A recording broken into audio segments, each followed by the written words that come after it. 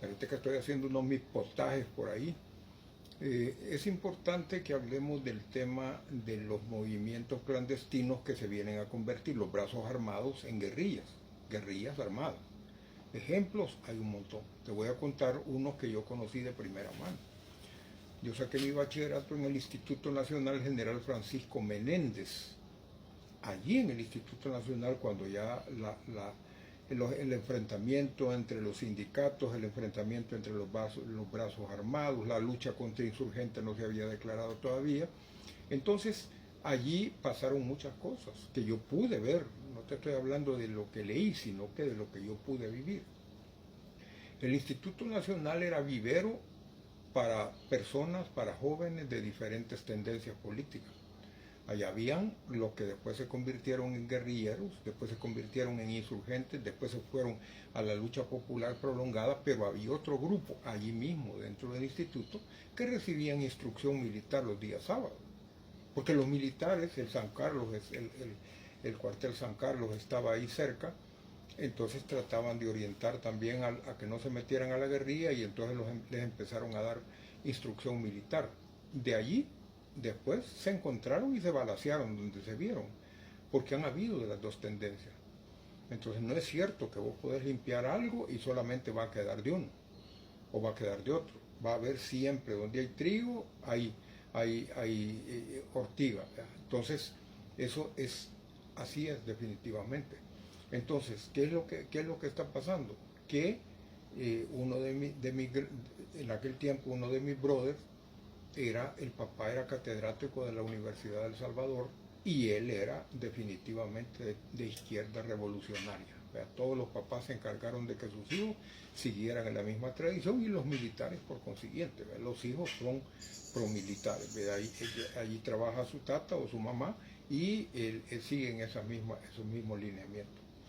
Cuando surge el tema, que no vamos a ir paso a paso, en lo que se convierte en las guerrillas, con los secuestros de aquellos que vamos a hablar posteriormente, de algunos industriales, de algunos millonarios, de algunos comerciantes de mucho dinero, comenzó con los secuestros y se convierte en la lucha popular prolongada vía clandestina.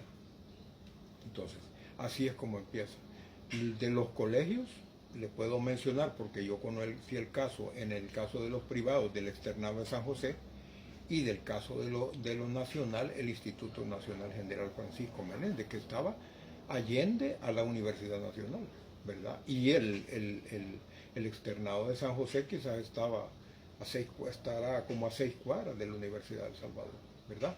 Entonces, de allí la guerrilla y los militares se nutren de estos grupos, de estas tendencias, de estas corporaciones, de estas instituciones. Y después se encontraron en la montaña y se balacearon. Ahora, por lo que está pasando, acaban de matar a un soldado en un enfrentamiento, no sé si soldado o policía, a mí no me han comunicado nada, ni tienen por qué. Pero la guerra, vamos caminando hacia una guerra de guerrillas. La guerra de guerrillas va a estar conformada de un lado por aquellos que sin estar metidos en pandillas, pero han sido indiciados, han sido sindicados como que tienen que ver con las pandillas. Y el tema del artículo 345 de agrupaciones ilícitas, usted lo debía de andar, aquí debía de andar una placa en el pecho para andarlo leyendo a cada rato, que implica que usted pueda ser acusado de agrupaciones ilícitas. Es grave la situación. Entonces, ¿a qué estamos caminando? Estamos caminando a otra guerra de guerrillas en el campo, porque es seguro y la gente lo manifiesta. Allá andan, dice, están en tal parte, vayan a ver, están en tal otra, vayan a ver. Entonces ya comenzó, eso ya comenzó, ¿verdad? Y yo he hecho observaciones también, ciertas observaciones con ciertas personas que no están poniendo atención a lo que pasa a su alrededor, no están poniendo atención a lo que pasa. Entonces, el tema de la guerra de guerrillas es muy sencilla. Es muy sencilla porque cuando una persona no anda armada, no tiene tatuajes, la identificación no refleja nada de eso, es un ciudadano común y corriente.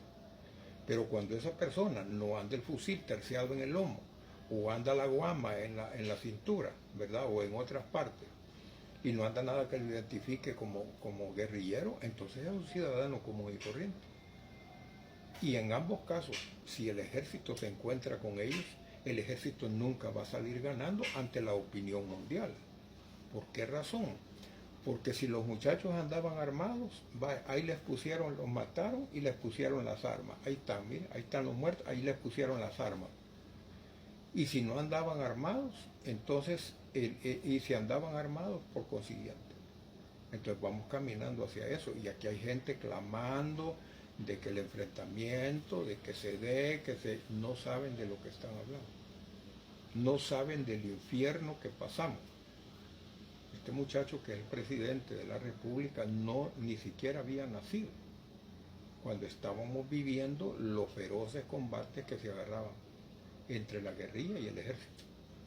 El ejército en esta guerra de baja intensidad que le diagnosticaron desde los Estados Unidos, se crean los batallones de reacción inmediata, como el ATONAT, el ATLACAT, etcétera, etcétera, ¿verdad? Con el criterio de que no tenían que andar patrullando por todos lados, sino que cuando se identificara una columna guerrillera, se iba a llamar a estos de reacción inmediata y ellos iban a atacar. Entonces, cuando el batallón de reacción inmediata llegaba, no había nada. Lo único que encontraban eran fusiles, algunas veces botados y otras veces no encontraron a nadie. Eso se lo puede decir cualquiera que haya estado de alta en un batallón de reacción inmediata. Entonces, ¿qué es lo que queremos? Volver a eso. Volver a esa misma situación. No queremos eso. Y hay algunos que están insistiendo en que hay que toparlos y hay que acabarse. Sí, pero la opinión internacional va a ser, están masacrando. Ya tienen presos a los pandilleros, a los que estaban tatuados. Ahora están agarrando a los que no tienen tatuajes. ¿Y cómo identifica quién es el enemigo en un caso donde un soldado se enfrenta con alguien que no está tatuado, que estaba desarmado? ¿Y cómo se justifica eso? Hacia eso vamos caminando, ¿verdad? Entonces, hay gente también que está insistiendo en que se dé esa lucha. Hay gente que está insistiendo en que debe de darse esa lucha, porque ellos viven de eso. Ellos viven del comercio ilegal, ilícito de armas de fuego. Ya van a empezar a aparecer las primeras minas Claymore. Ya van a empezar a aparecer las primeras minas quitapié. Se acordará de lo que le estoy diciendo. La mina quitapié es una mina que solamente en cuanto se ejerce presión con el calzado o con el pie, entonces esa mina solo le destruye, en algunos casos sale disparado un proyectil que revienta a la altura de la rodilla. ¿Por qué? ¿Quiere matar al soldado? No quiere matar al soldado. Quiere que la gente vea gente patoja, que vea gente coja, que vea gente que la ha destrozado una mina. Ese era el impacto que provoca eso. Las guerras de guerrilla, no, podemos hablar. En Vietnam, Francia había peleado 20 años. En Vietnam, Francia había peleado 20 años. Y se dieron por vencidos y se retiraron. Entonces entraron al quite los norteamericanos y entre 15 y 20 años, los mismos también terminaron abandonando Vietnam. Ahí se desarrollaron esas minas, las minas quitapié, las cazabobos, ahí se originó todo eso. Eso es lo que queremos, que vamos caminando, clamando que hay que acabárselos, que hay que exterminarlos. Allí están. Pero esto no va a terminar de una buena manera. Y si vamos caminando hacia eso, acuérdese de Afganistán, lo mismo, guerrilla, con armas artesanales, en aquellas montañas de Afganistán, que eso es enorme, y los Estados Unidos han salido de allí sin haber podido derrotarlo. No es la proporción, el tamaño del ejército, las armas del ejército, el entrenamiento del ejército cuando se enfrentan con una guerrilla que no le queda más que morirse en el campo. Por favor, señores, y políticos de una y otra especie diciendo lo mismo, clamando que lo que necesita es la guerra. Y cuando empiezan los pijazos, entonces salen huyendo. ¡Ay! Nos matan de aquí. Y ellos están de mercaderes de la muerte. Y ellos están vaticinando lo que se va a convertir aquí. No es justo.